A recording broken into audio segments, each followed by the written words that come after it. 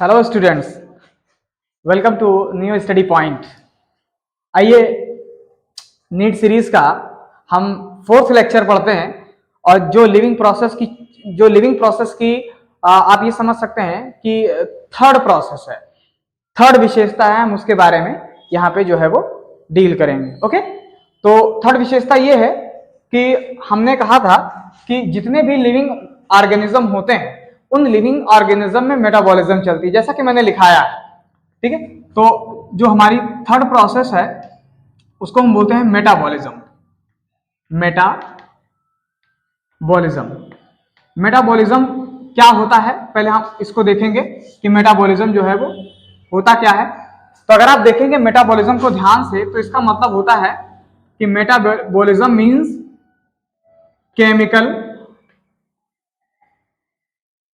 chemicals which are constantly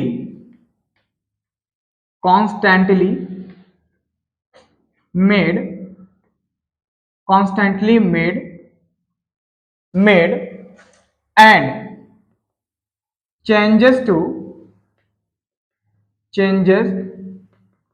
to other biomolecules.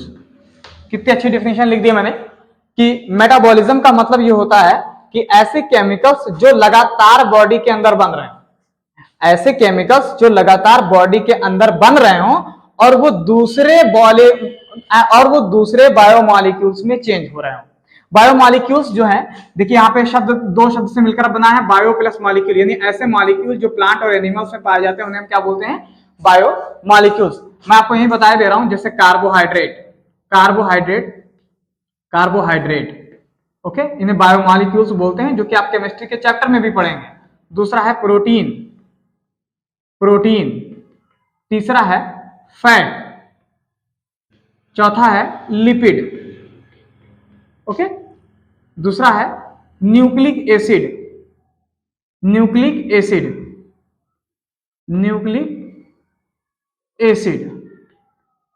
Hormones, enzymes,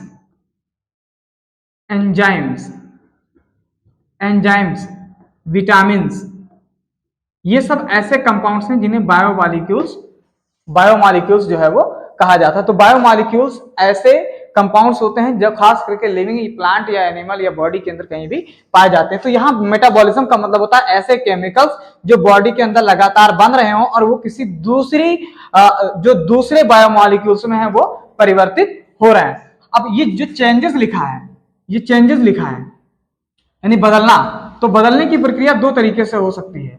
यानी आप ऐसे कह सकते हैं कि जो मेटाबॉलिज्म है वो उसके अंदर दो प्रक्रियाएं होती है, उसी को मैं यहां से चेंज से लिख रहा हूं। ठीक है, कैसा, जैसे देखो, सबसे पहला है, इसको बोलते हैं कैटाबॉलिज्म। यानी मेटाबॉलिज्म में दो चीजें आती हैं, कैटाबॉलिज्म या कैटाबॉलिज्म का मतलब होता है, इसी को हम दूसरे नाम से बोलते हैं डिस्ट्रक्टिव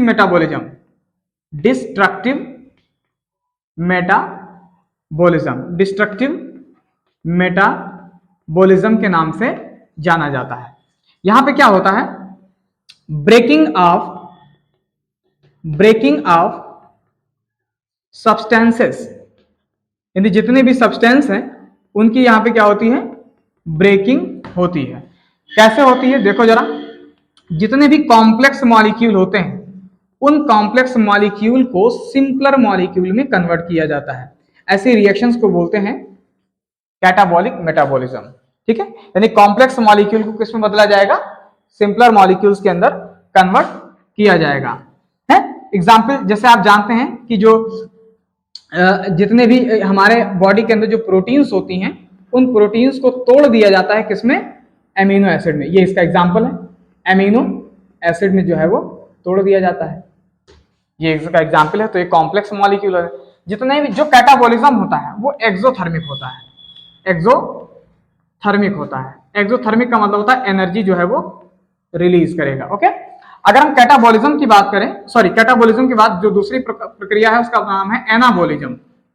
एनाबॉलिज्म, इसको हम बोलते हैं constructive constructive constructive metabolism, constructive metabolism के नाम से जाना जाता है। इसके अंदर क्या होता है, synthesis of substance, synthesis of substance means substance की सिंथेसिस के बारे में यहां पे बात की जाएगी। तो यहां पे सिंथेसिस होगी, इसका मीन्स हुआ कि सिंपलर मॉलिक्यूल्स को जोड़ के एक कॉम्प्लेक्स मॉलिक्यूल जो है वो बनाया जाएगा। सिंपलर मॉलिक्यूल्स को जोड़ के उसको कॉम्प्लेक्स मॉलिक्यूल के अंदर कन्वर्ट किया जाएगा। एग्जाम्पल अभी इसको जस्ट पलट दीजिए, जैसे बताया है मैंने कि अमीनो एसिड्स को मिला के देखिए राइबोसोम्स के अंदर प्रोटीन बनता है। तो ये जो प्रक्रिया है वो एनाबॉलिज्म कहलाती है। तो हमारी बॉडी के अंदर कहीं तोड़ना पड़ता है, कहीं जोड़ना पड़ता है। तो ये जो तोड़ना और जो जोड़ना है, ये दोनों प्रक्रियाएं क्या कहलाती हैं, मेटाबॉलिज्म कहलाती हैं। और जो ये मेटाबॉलिज्म होती है वो कहां होती है, बॉडी में है। और बॉडी में कहां पे, सेल में।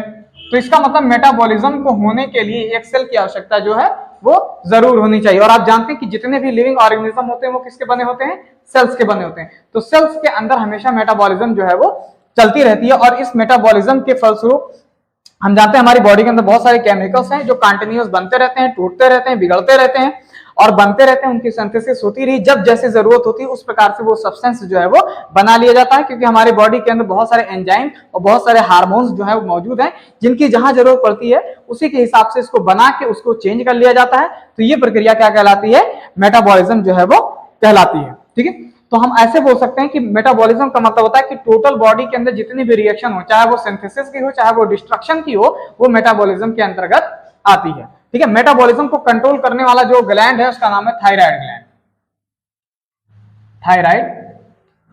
Thyroid gland, okay, thyroid gland ये बीएमआर को मेंटेन करता है, that is basal metabolic rate को ये जो है मेंटेन करता है।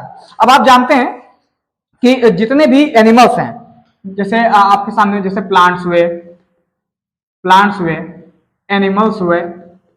एनिमल्स हुए और फंजाई हुआ या माइक्रोब्स हुए, ये सब के सब जो है वो मेटाबॉलिज्म को शो करते हैं। यानी show metabolism.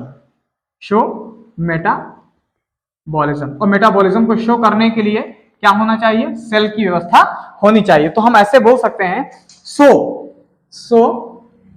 Metabolism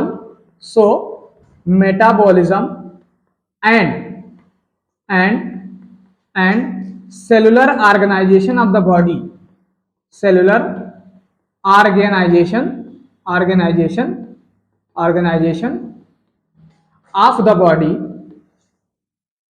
the body is considered as defining feature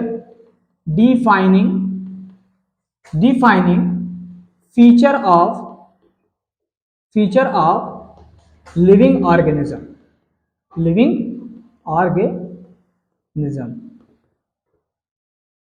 आप देख पा रहे हैं कि मेटाबॉलिज्म और सेलुलर डिफरेंशिएशन, यानी मेटाबॉलिज्म और जो सेलुलर डिफरेंशिएशन है या सेलुलर ऑर्गेनाइजेशन है, ये दोनों जो है वो डिफाइनिंग फीचर जो है वो कंसीडर्ड किए जा सकते हैं।